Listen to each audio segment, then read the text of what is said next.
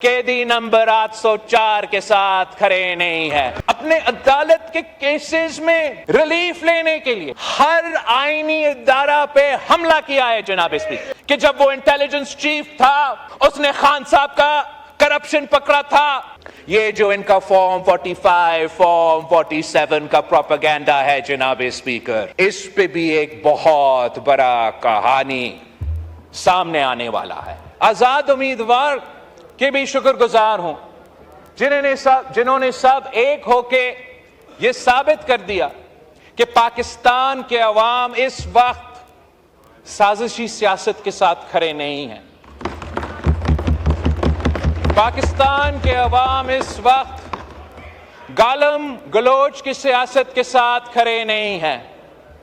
पाकिस्तान के अवाम इस वक्त कैदी नंबर 804 के साथ खड़े नहीं है। जितने भी बाई इलेक्शंस हुए हैं जनाब स्पीकर, जितने भी बाई इलेक्शंस हुए हैं जनाब स्पीकर, तशरीफ रखें जितने भी बाई इलेक्शंस हुए हैं जनाब speaker, order in the house, order in the house, उसमें ऑर्डर इन द हाउस, उसमें ये लोग हारते हैं और इत्तेहादी जमातें जीतते हैं। ये साबित करते हैं कि पाकिस्तान के अवाम इस वक्त कहां खड़े हैं और क्यों नहीं। जब कल रात जो पूरे पाकिस्तान ने एक बयान पढ़ा है कैदी नंबर 804 का, और उस बयान में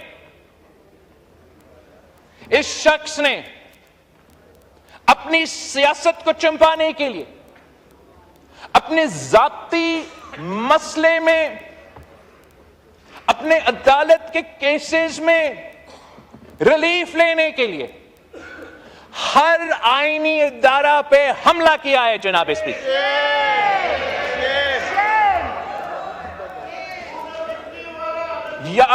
मैं तजवीज कर देता हूं तरीके इंसाफ को कि इसको आप तहकीकात करें कि क्या ये वाकई खान साहब का स्टेटमेंट था या नहीं। इसलिए कल तक हम तो एक बहुत मुस्बित डायरेक्शन में चल रहे थे जनाब स्पीकर। हमने एक ऐसा फोरम बनाया था जिससे मेरा उम्मीद था और है कि हम जमहूरियत और इन इदारों के फायदे में लेजिस्लेशन करेंगे। लेकिन कल रात एक हमला किया है जनाब स्पीकर, जो कि एक बार फिर जमहूरियत पे एक हमला है। ये एक इतना ऐसे प्रोवोकेटिव स्टेप है कि एक तरफ मौजूदा चीफ जस्टिस के खिलाफ कंटेम्प्ट ऑफ कोर्ट किया गया है, दूसरी तरफ आर्मी चीफ ऑफ स्टाफ पे सियासी इल्जामात लगाए गए उस ओहदा को मुतनाज़ा बनाने के लिए।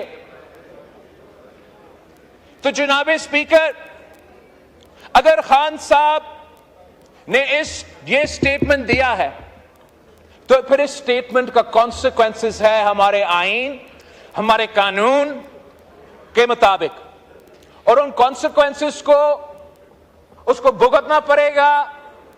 और फिर इनके जमात का जो रोना धोना होगा तब वो हमसे एतराज ना करे।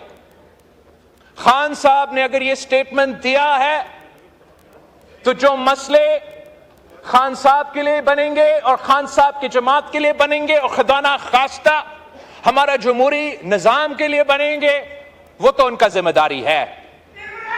अगर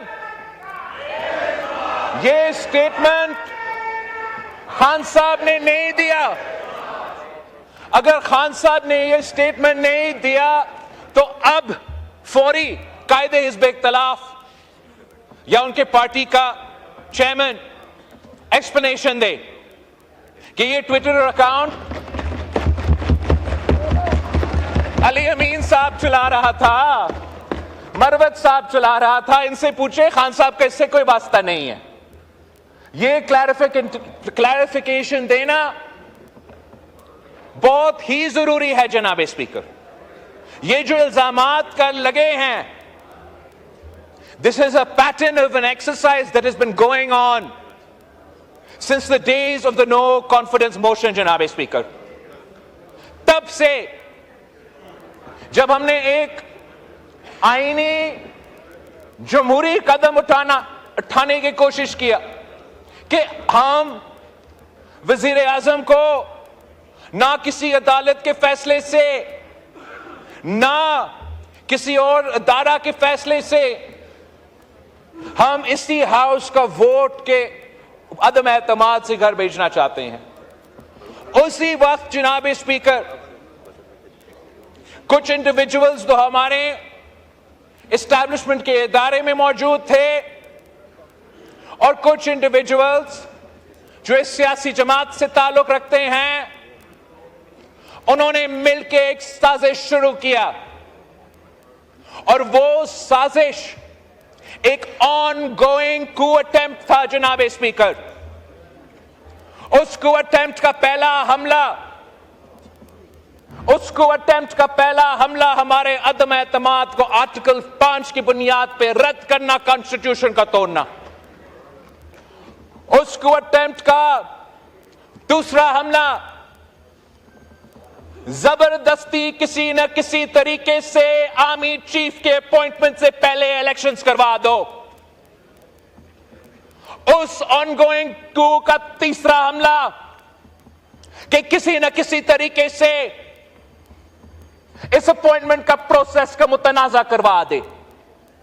एक कोऑर्डिनेटेड एफर्ट के मुताबिक जनाब स्पीकर मीडिया एंकर्स को लॉन्च किए गए, सियासतदान को लॉन्च किए गए और अपना ही आर्मी चीफ के खिलाफ एक साजिश जारी था कि जो भी हो, यह शख्स जिसके बारे में कहा जाता है कि जब वो इंटेलिजेंस चीफ था उसने खान साहब का करप्शन पकड़ा था, जब वो इंटेलिजेंस चीफ था उसने वो करप्शन के सबूत खान साहब के सामने रखा कि आप एहतसाब की बात करते हो, आप इंसाफ की बात करते हो, आप इस पे एक्शन ले।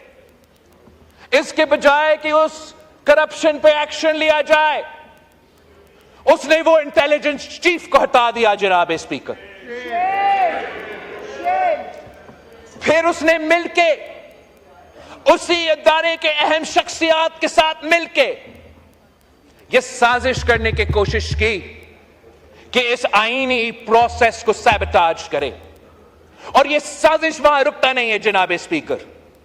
मैं उससे टाइम से पहले बात नहीं करना चाहूंगा, मैं हुकूमत का वजीर नहीं हूं, मुझे डिटेल शायद नहीं पता होगा, लेकिन जिस तरीके से इस वक्त तहकीकात चल रहा है, ये जो इनका फॉर्म 45, फॉर्म 47 का प्रोपेगेंडा है जनाब स्पीकर, इस पे भी एक बहुत बड़ा कहानी सामने आने वाला है। कुछ वो साजिश जिसने पहले अदम एतमाद को रोकना था, फिर चीफ का अपॉइंटमेंट को रोकना था, उस साजिश ने इस इलेक्शंस को भी डिस्टर्ब करने थे जनाब स्पीकर। और जब वो सबूत सामने आएगा तो ना ये अपने मुंह अवाम में दिखा सकेंगे, ना कोई और अपने मुंह अवाम में दिखा सकेंगे, उनको आईन और कानून के मुताबिक जवाब देना पड़ेगा। मैं एक बार फिर इस बात पे जोर देता हूं कि जब भी जमहूरी जमातें जमहूरियत की तरफ एक कदम आगे बढ़ते हैं तो सोचना चाहिए कि ऐसे एक्सट्रीम पॉइंट, एक्सट्रीम बयान, एक्सट्रीम मौकिफ क्यों और कैसे लिया जाता है।